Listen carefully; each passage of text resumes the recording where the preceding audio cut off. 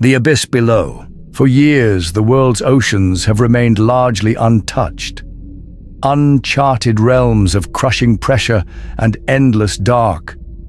Beneath the surface lies a vast black abyss, sheltering things beyond comprehension. Ancient creatures, older than time itself, drift through realms where light has never dared to reach. But the true horror doesn't come from what we know exists. It festers in the unknown, buried so deep that no human soul has ventured close enough to witness it. Until now. The world is buzzing with excitement as a new deep-sea research expedition is about to begin. Dr. Miranda Quinn, an ambitious marine biologist, along with her team of elite scientists, are setting sail on the Cetus Horizon to explore the Mariana Trench. The goal is simple: map the uncharted depths, study the strange creatures that might exist, and return with data that could change marine science forever. But Dr. Quinn isn't prepared for what's about to unfold. The first few days are standard. Amazing footage of bizarre bioluminescent creatures swimming in the depths, strange and eerie rock formations, and ocean life never before seen by human eyes. But on the fourth day, something happens. The sonar begins picking up a disturbance, a massive, irregular anomaly below them.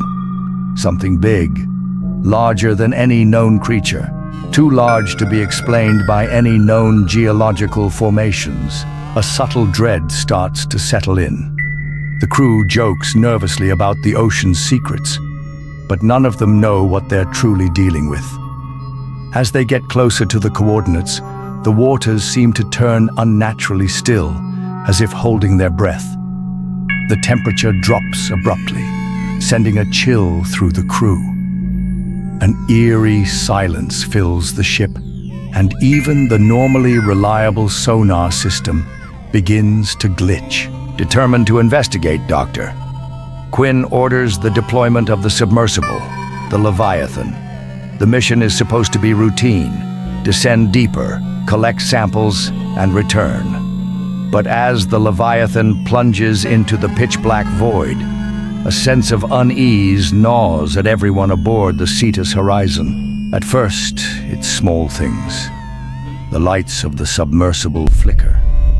A low, rumbling vibration shakes the hull. Then, the lights cut out completely. The crew struggles to regain control, but the darkness outside feels different, thick, alive. They are now deep beneath the trench, in a place where no one has ever been. The sonar picks up strange readings again, but now it's not a single mass. It's multiple signals, moving fast, circling, closing in. Suddenly, the submersible jerks violently, nearly throwing the team into chaos. Through the small, cracked portholes, the crew sees something. Massive, shadowy shapes moving in the darkness. They look like long, sinuous tentacles, but there's something wrong about them. They're not of this world. The shadows seem to shift, contorting in unnatural ways. A scream echoes through the communication channel, coming from one of the scientists above deck. They've seen something on the ship's cameras, something watching from the surface. But then, there's a sound from below, something that sends a bolt of terror straight into every spine aboard the ship. A voice, a low, wet gurgling that sounds almost like laughter, deep and ancient. It's not human. It's not even an animal. The monsters are real. The submersible is suddenly pulled, violently, dragging it toward the abyss. Desperate attempts to steer it back are futile. The water around them is full of something else now. Creatures, thousands of them, rising from the depths. Squid-like beasts, but their bodies are covered in scales that glimmer in the dark. Eyes larger than a human's head, glowing with an unnatural light. They don't just want to attack. They're hunting. The crew watches in horror as tentacles wrap around the Leviathan, pulling it closer to the dark maw below. Dr. Quinn, terrified yet determined, orders the crew to deploy the emergency ascent mechanism. But it's too late. They're trapped. As the crew struggles to escape, one of them, Dr. Maddox, who had been working the sonar systems, notices something even more horrifying. Beneath the sea creatures, something else stirs. Something massive. A creature the size of a mountain, with grotesque, jagged teeth, and a body covered in black, slick scales. Its eyes are endless, glowing like two sunken, burning pits, staring directly at the submersible. The creature does not move fast, but its sheer presence is enough to paralyze the crew with fear. It's waiting, watching, patient, as if it has all the time in the world to toy with its prey. They are not alone down here. These monsters have been lying in wait, undisturbed for millennia, and now they've discovered something, or someone, to feast upon. In the final moments, panic sets in as the creatures begin to swarm the submersible. The ocean seems to close in on them, darkening further. The very fabric of reality feels warped here, twisted by the ancient force that calls this deep, sunless world home. Dr. Quinn, realizing their only chance is to return to the surface, orders the crew to fight back, to do whatever it takes. The submersible's lights flicker and die once more, leaving them in complete darkness. But then, with one last desperate attempt, they manage to activate the emergency thrusters, sending the submersible hurtling upwards. The monsters screech in a cacophony of terrifying otherworldly sounds as they chase after the submersible, but the crew doesn't know if they will survive. The camera feed cuts to black, and all that's left are the faint, desperate whispers of the crew.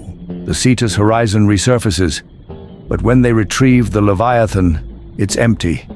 There's no sign of the crew, not a single body, only the faintest traces of blood in the water. No one knows what really happened that day, but the records say that when they brought the submersible back to the surface, there was something else. A mark, a symbol, a creature's unmistakable imprint, carved into the metal.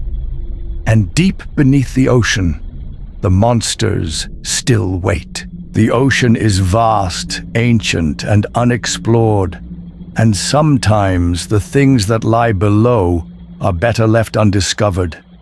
You might think you know what's lurking beneath the waves, but trust me, you don't.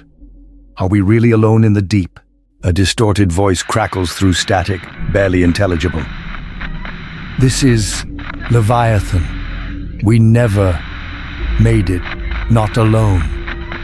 Then a sharp screech. The signal cuts out. A single faint image flickers on screen. The mysterious symbol etched into the sub's metal, now glowing red, pulsing like a heartbeat. If you've made it this far, maybe you're not afraid of the dark. But remember, the ocean has no memory of mercy, and what we've found is only the beginning. If you want to see what rises next from the black, subscribe and stay close to the light.